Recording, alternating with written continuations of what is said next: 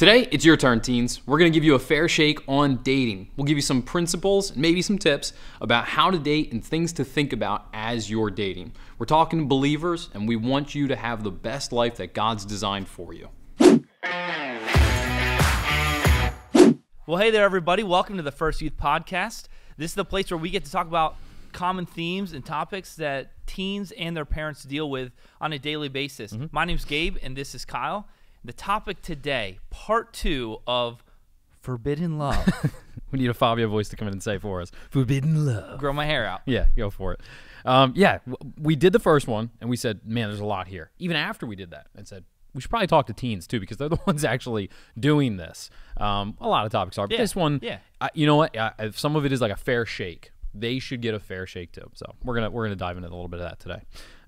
We got a couple of points, a couple of things, and I think it'll be good. I think it'll be helpful, productive. So when it comes to teen dating, because that's really what we're talking about here, teen relationships, let's say that, because that dating word can get thrown around and mean many different things. But when it comes to teen relationships, if we're gonna speak to the teens and First Youth specifically, what would be our advice as not only youth pastors? Once again, we are not parents of teens, but we spent about 10 years now with students, and we were also teens once ourselves. So long time ago. Going through these things ourselves from what we picked up in our years, also in ministry, what are some of the things and the tips that we would give our students? Well, you know, some of these, we're not going to go into like how to date. Like when you're on the second date, here's some things to think about. Although that would be fun too. That'd be a great time. Maybe deserves a whole other video. DM us sometime. We'll tell you all about it. Yeah. Again, these are some more principal things that we should think of as believers, but also just as, you know, as getting into a dating relationship. One, and this is something we've stressed, and you're going to hear a couple of times as we begin to talk about this here, is if you can wait. If you can wait. I don't think that just because everybody's doing it that you should jump into it. And Paul says that about 1,000,000 times in all of his letters. Culture's doing this, but don't just be swept up. Don't conform. Don't jump in. Being a believer is a thinking man's game. You can't just dive into it. So if you can wait, you should wait. For a number of reasons, a couple of which, one is dating gets complicated. Even if you do it right. Just a reality. Relationships, right? Relationships alone. Yeah. Throw in then some sort of interest on some sort of attracted level, and it begins to get complicated. So if you can wait and not have that in high school, think about how much different high school could have been or would have been or could be for somebody. Now, some people would love to date, and I think that's where it gets a little tricky. Is some people are trying to encourage and rile up and get things going.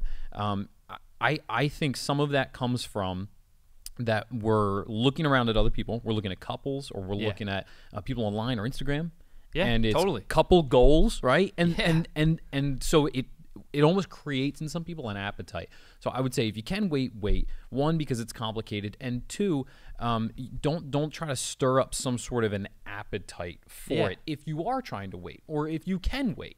And to our teens' defense, you know, we are in a culture where it's everywhere. Sure. You can't turn your phone on without seeing, you know, which one of your friends is dating someone else. Right. And that can create some desires that maybe weren't there before. One of the books I was reading recently, Kara Powell, author of Growing With, she identified and said that young people are driven by 3 specific quests in life.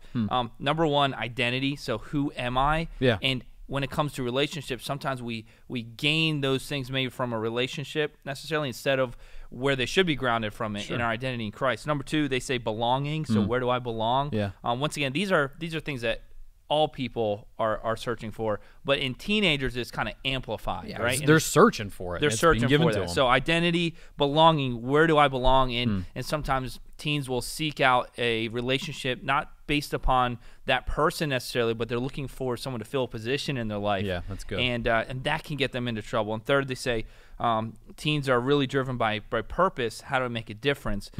So those 3 things sometimes play a role in why and the foundation of why they're looking for a relationship. And teens are growing up faster than ever before. Absolutely. It seems like maturity's pushed more and more, and cars have done that, phones have done that, but for no uncertain reason, yeah, absolutely. 2, we said this, if you can't wait, and to be fair, some people cannot wait.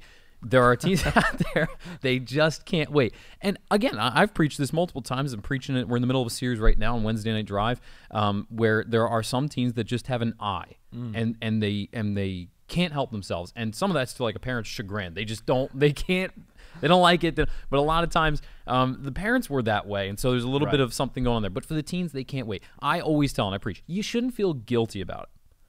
God did make you to want to be with somebody. Yeah, it's not a bad desire. No, it's not something in the flesh where it's like, oh, now I want to date people. And, I gotta. It should be there. You do want that is a blessing. Children are a blessing. Finding a good wife is a good thing. It says in the Word. So you shouldn't feel guilty about that. But when you go into that, you should go slow. For one reason, high school's long. Middle school, you're not even in high school yet, so you should go slow. That you're not going to date once and be done. You're not the first person you're interested in ever is. There's no way that's the person that you marry because you're like 12 years old. Unless you only have eyes for your wife, you know that, and that's it. And that's a fairy tale. It's never going to happen. Right. So go slow. It's long.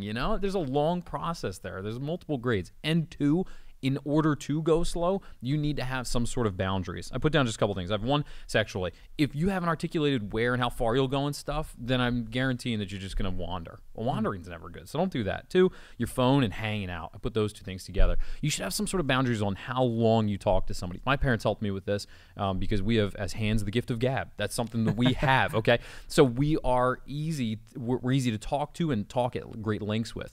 So if it's 2 in the morning and you're still talking from like 8 or 10, and I've heard it from teens, it's not uncommon.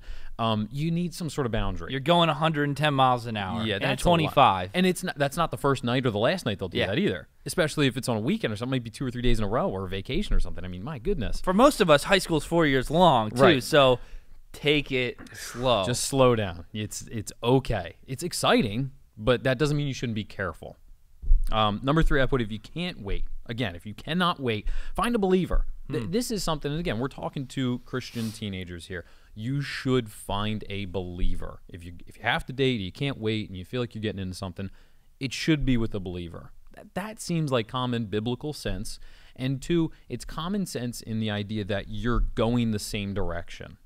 It just is. Now, I would say this, and this is part of the thing we've talked about before, and is kind of a fair shake for teenagers. A lot of teens do date unbelievers. Girls dating guys, guys dating girls. And I think what I'm sensing, and the thing I can kind of pick up on is, even though we've encouraged, I'm sure their parents have encouraged, I'm sure they've heard this before, has been to date, is that they don't see a real difference. This is something I'm reading. They don't see a real difference between a non-Christian and a Christian on a whole bunch of different levels. We've said before, like music, like they're probably listening to close to the same artists. The way they dress. It's not like we're wearing, black and white only and no buttons, and the world's all wearing colors. We're dressing the same. Language and what we talk about and how we talk.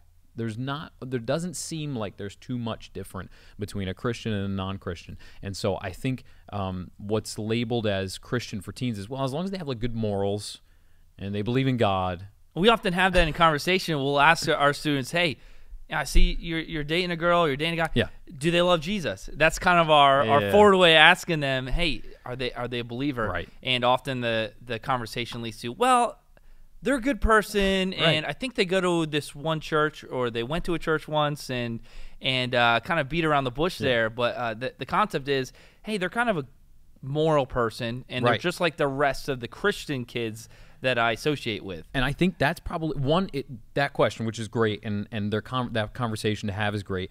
It shows their criteria. They're showing their hand. Well, this is my criteria. Sure. Be a good person. Yeah. Because for a lot of them, it's I'm having fun. I'm not courting this person to get married. Although that should kind of inform how you're dating. That's their criteria, and it shows a little bit of the criteria for themselves too. It's a little bit of a show on you. If you're dating an unbeliever, you do believe fundamentally different things. Even if the things that you believe aren't like I'm going into ministry, if you just believe in God and what you believe about God and who you are and all that stuff is different than an unbeliever. It is. You're going a different direction in life. You have different motivations, and it's going to show up. It always does, right? How many times have we seen this? Girl and a guy date, and the guy doesn't really like coming to church, so the girl starts to slip away a little bit. Or she brings him, and it's not completely comfortable. Yeah. He has no motivation to be here. He's coming for you, and you're coming for a different reason. So, I think it doesn't seem like it. There absolutely is a difference. And from our perspective, we've seen this time and time and time again, where you can almost kind of say this is kind of what's going to happen in their future based upon that scenario. And for me, I'm a firm believer that even Christian friendships, the base of that should be a relationship with Christ. And the people that you're closest with as a teen should be those who are members of, the Church of God and have Jesus as the focal point of their life. And if that's true about a friend relationship, then even more so about a dating or a guy-girl relationship. And it's not the end of the world. Dating an unbeliever is not the end of the world. I hope I'm not fired. When I was in high school, I dated 1 or 2 girls who were not believers, and I had to learn, and it was obvious. But and this is great. I think God was using this for spiritual maturity. Is He was using those moments to shape who I was. Those were big moments. Of course, parents should be nervous. Your parents, if you're dating a non-believer, are going to be nervous, and they have a right to be, because this is heavy stuff. But God can use that. I know of 2 guys right now that I'm specifically talking to that it has shaped what they believe about God and has grown them up. I've watched them mature. Other people have seen it in this process of dating somebody who's not a believer. So God uses those things. It's not the end of the world. You're not a horrible person, but you are playing with fire, and some people get burned. So you do need to be Which careful. is why we say, if you can wait, wait. Keep saying it, man. Right? It's great. If you can wait till you're ready for that moment where you really are looking for someone to spend the rest of your life with. And that's one of those things that's, to us, it's just wisdom. Yep. Where we're not going to come down too judgmental on either side, but just life wisdom and from 10 years in youth ministry, some of the stuff that we've seen. Sure. One of the best piece of advice my dad gave me, and it's just so simple, but he said, Gabe, when you're looking for a girl, find a girl that makes you more like Jesus. And that's so simple. But I found a girl, and she made me a better follower of Christ. And I knew that was, that was in God's will for me, and it didn't have to be complicated. She made me a better person and made me more like Jesus. So for me, a foundation of relationships start upon that. Now, not every teen is blessed to have like a great family dynamic, right. but that should be like, this may be like a bonus point here. We'll just throw one in, is have them around your family. If you can have them around your family. I did.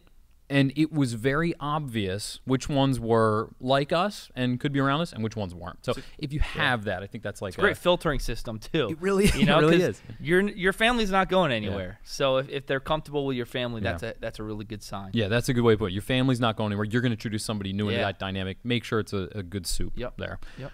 And this one kind of builds into it because not everybody's got family, but everybody's for the most part got friends. And that's if you can't wait, be friends first. I think it's fantastic, and it absolutely shows maturity when somebody is interested. Yeah. But they don't just dive right into a relationship and talk in 6 hours a night. What they do is they wait by joining up as friends first. They find themselves around them. Now, for adults on the outside, we can see when you're doing it. It is not lost on us at all when you're interested in somebody. I think every time a teen is interested in somebody, we could pick it out and say who it is, right. And we're watching you approach. And as much as we laugh at it and make fun of it, it's still a great way of doing it. Be friends first and try to just kind of introduce yourself a little bit. To me, it's the natural progression, right? Why would you jump into a romantic relationship if you didn't have a friendship first? Yeah, you didn't even know. So it should be that way. And I know for me personally, that was my story too. Jess and I were friends for 3 years before it ever became a romantic relationship. And that just built such a great foundation for our dating relationship as we were really good friends. Yeah. So obviously something that I really believe in. I put that thought up on from Levi Lusko. Okay, he was doing this whole series, and we saw this Instagram post, and I saved it. We looked over it, and he said this. He goes, and I shared this on Wednesday night. I think it's a great line. I'm probably going to remember it forever. My kids are going to be tired of hearing it from me, and the teens here are going to be tired. Like guardrails, right? Yeah, guardrails. You can't get away from that. The other one is, and he says this. He goes, the goal of dating and all that stuff, it's to build a friendship, not sexual chemistry. So good because dating's a wisdom topic. It's not. It gets pushed too far into the purity thing. Right. It just gets. But that you got to drive it the other way to build a friendship, not sexual chemistry, and that's such a skill to have to build friendships with people. I'm a very private person. I seclude myself a lot. So I've had over time to learn how to be friends with somebody, to learn how to dive in and give in a relationship, and dating helped me do that. To give to Shauna because she was given to me. I was getting attention. I was giving attention, but there was more than that. So building a friendship is absolutely huge, and that is a skill that you got to have. And two, when you have that skill, it becomes important later after the whole discovery process is over. So here's what this comes in. teens are getting together, they're starting to date, and then they're racing through all the discovery process, 6 to 8 hours a day or a night, talking and texting and stuff like that. And then once they've discovered who each other are, and maybe they've built a sexual chemistry and stuff, then it's over. There's nothing left. I know a ton about you, not everything, but I know a ton of information. I have a ton of experience over the past couple of weeks or months with you, and we're not friends. We just kind of like meeting each other, right? Yeah. And so there's no friendship. You gotta have that skill, learn how to be friends, and have moments, and hang out, and have them around your family with other friends. Yeah, they should be friends with your friends. That's a great safety thing. Be around other people. If you think about that, if the rest of your friends don't like them too, that's a good indicator. Then because you're like those people. So maybe there's something else that you kind of see in them that nobody else is, and that's a good boundary. Yeah. If you, I tell people all the time, own it. If you're dating somebody, own it. Yeah. Bring them around, and if you can own it, not be ashamed of it, then you're on the right track. It's a good indicator for sure. Yeah, it's great. So do goo eyes with your friends there. They're gonna see it. They'll keep you in check, and there's just a great accountability there for everybody. So yeah, real broad topic. A lot of things to say, but those are just a couple of things that I thought to wrap this up, positive. If you can wait. Right? If you wait. If you can't, go slow. Yeah. Go slow. Yeah. And third, find a believer. Find someone who has the same direction as you in life. So important. And last up, start out as friends. Start out as friends and see where it goes from there. If you can't wait. Go slow. If you can't wait. Go slow. If you can't wait, go slow with a believer. If you can't wait, go slow with a believer who you were first friends with. If you can't wait, and guaranteed steps towards marriage. No, just kidding. Well, there you have it. We will see you again very soon on the First Youth Podcast. Have a great day.